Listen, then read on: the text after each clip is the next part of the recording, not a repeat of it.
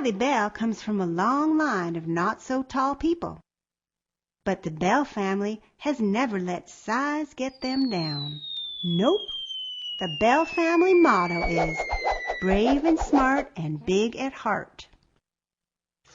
Still, it's not so easy to reach the water fountain when your legs aren't much longer than rulers, and it's nigh impossible to see the sky with that new bully boy, Rusty Jacks, slithering around like a half-starved rattlesnake. It's downright difficult to know what's ahead when everyone else is a head taller. Kylie Bell is brave. Her daddy says she gets her courage from Great Uncle Fergus Fangs Bell, infamous snake charmer of the tall grass prairie. She opens her mouth to tell that Rusty Jacks to go rattle his tail somewhere else, please. But Rusty Jacks is lightning quick. Hiss! He hisses, and Kylie Bell skedaddles faster than a spooked horse. At times like this, a sneaky thought tippity two-steps across Kylie Bell's brain. She is so tall, the ground rumbles like a mighty oil gusher when she runs. She is so teetotally tall, big kids can play hopscotch in her shadow. She is so positively giraffe-like, she gets a permanent crick in her neck from looking down at the tops of her friends' heads. Sigh. But Kylie Bell is not a moper.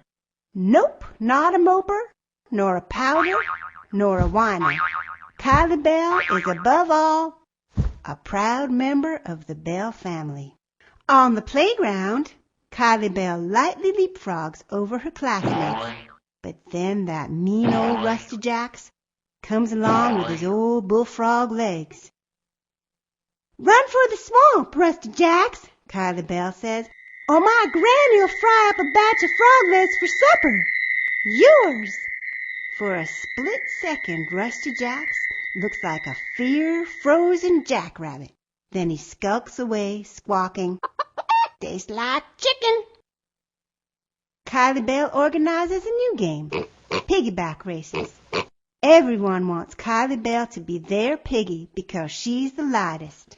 Suddenly, a thunderhead blots out the sun.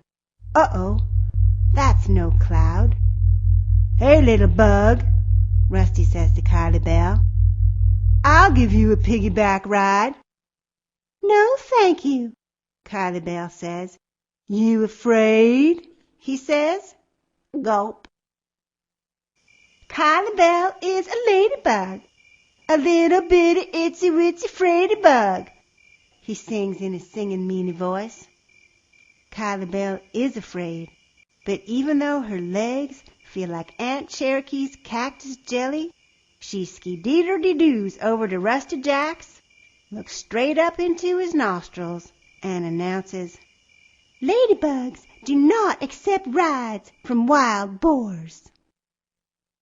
"Ladybug," Rusty Jack snickers. "Fraidy-bug, lady, fraidy-bug." For one brief shining moment, Kylie Bell imagines him as a rhinoceros beetle, fearsomely creepy and shunned by all, and she almost calls him such. But a vision of great-great-grandmother Beulah Bell, who kept hold of her good manners even when the cowpokes didn't, pops into her mind. Kylie Bell takes 2 ladylike, rhino-sized breaths and says, "I may not be so tall for 6, but I have good manners. I am very polite for 6. And when Rusty Jacks doubles in size, Kylie Bell sprints for safety, a move she learned from Big Brother Bubba Bell, and hollers, "I may not be so tall for 6, but I have fast feet. I am very fast for 6.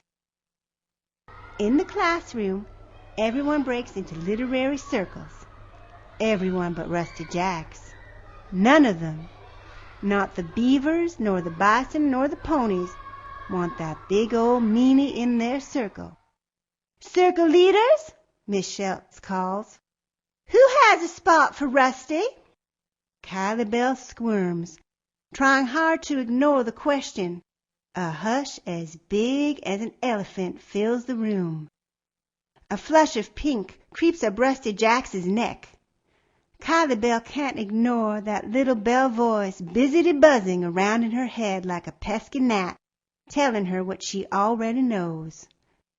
Brave and smart and big at heart. Sigh. Kylie Bell takes 2 ladylike, rhino-sized breaths and says, "We do. The Shetland ponies have a spot for Rusty Jacks in our circle." "Thank you, Kylie," says Miss Schultz. Slowly, like a praying mantis, Rusty Jack stalks toward Kylie Bell's group. His shadow falls across the circle. Kylie Bell squeezes her eyes shut tight against visions of chomped-up ladybugs. Then that mean old Rusty Jack sits, ker-splat, beside Kylie Bell. He puts his face right up to hers and says, "Thanks, Ladybug." Kylie Bell almost tells Rusty Jacks that there are boy ladybugs too, but she doesn't. Instead, she says, "This is my favorite book of all time. I hope you like it." And later, for one brief shining moment, Kylie Bell looks down and sees the tops of everyone's heads. The ground rumbles as she moves forward.